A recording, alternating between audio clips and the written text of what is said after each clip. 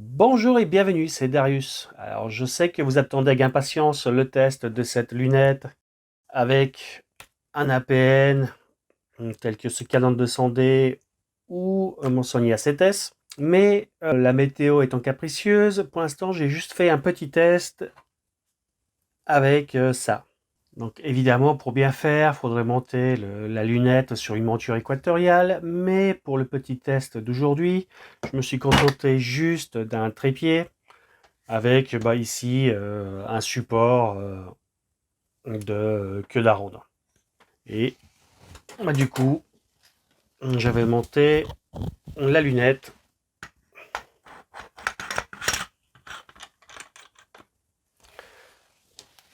sur ce trépied.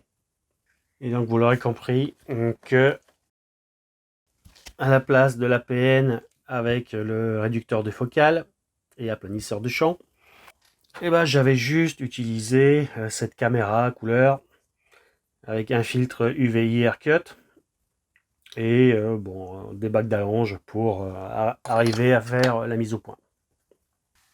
Alors, évidemment, j'aurais pu utiliser l'adaptateur 2 pouces vers 1 pouce 1 quart d'origine de la lunette. J'avais pris celui-là tout simplement parce que j'avais ce montage qui était déjà tout prêt. Mais dans l'absolu, voilà, ça marche pareil. J'aurais pu mettre ça directement ici,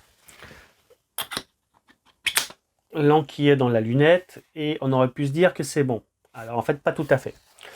La course ici, elle est de 90 mm. Et pour arriver à faire la mise au point, il aurait fallu avoir la caméra à peu près par là. Et donc du coup, il manquait un peu d'espace.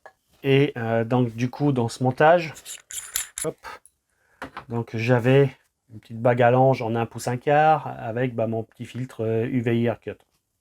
Alors évidemment, pour faire la petite rallonge qui va bien, donc on peut faire ça comme ça. Si on n'a pas de tube à longe en 1 pouce 1 quart, du coup on peut utiliser des tubes d'allonge en M42. Voilà, donc ça revient exactement au même.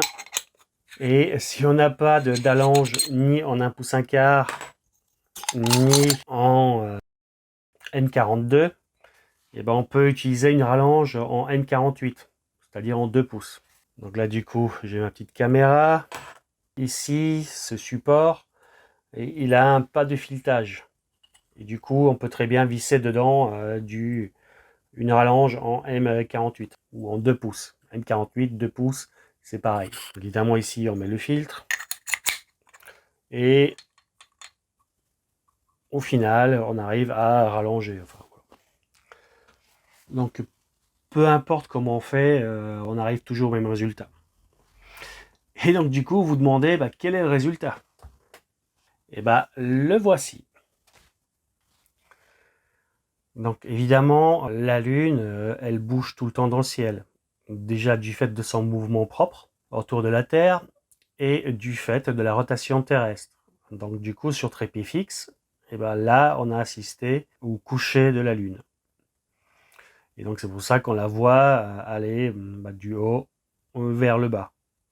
Bon, évidemment, en orientant la caméra dans un autre sens, j'aurais pu donner l'illusion que c'était un lever de lune. Mais en l'occurrence, c'était bien un coucher de lune. Et donc évidemment, j'avais utilisé un filtre UV IR Cut, tout simplement parce que les caméras astronomiques sont sensibles aussi bien dans l'infrarouge que dans l'ultraviolet. Alors évidemment, elles sont beaucoup moins sensibles que dans le spectre visible, mais il n'empêche que les longueurs d'onde infrarouges et ultraviolettes auraient une influence sur l'image, puisque ça aura dégradé l'image, qu'on n'aura pas pu faire la mise au point correctement où il fallait. Donc comme on voit sur cette lune, la qualité des détails est quand même pas trop mauvaise.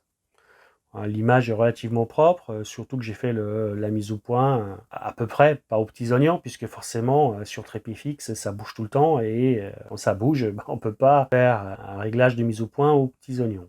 Mais on voit quand même que l'image est relativement propre. Au passage, on a vu que les conditions météo, elles étaient quand même pas terribles. Il y a quand même pas mal de turbulences et on la voit très bien sur l'acquisition de la Lune. Donc on voit bien l'image gigoter dans tous les sens. Bon, alors évidemment, le véritable test de cette lunette se fera sur du ciel profond avec des étoiles, surtout des étoiles brillantes dans le champ, pour justement voir si le chromatisme est bien corrigé, si on n'a pas d'horribles étoiles avec des halos bleus autour. Mais ça, ce sera dans les épisodes suivants. D'ici là, pensez à vous abonner, à liker cette vidéo, et vous avez les références des différents éléments utilisés dans cette vidéo en bas dans la description. A plus, ciao!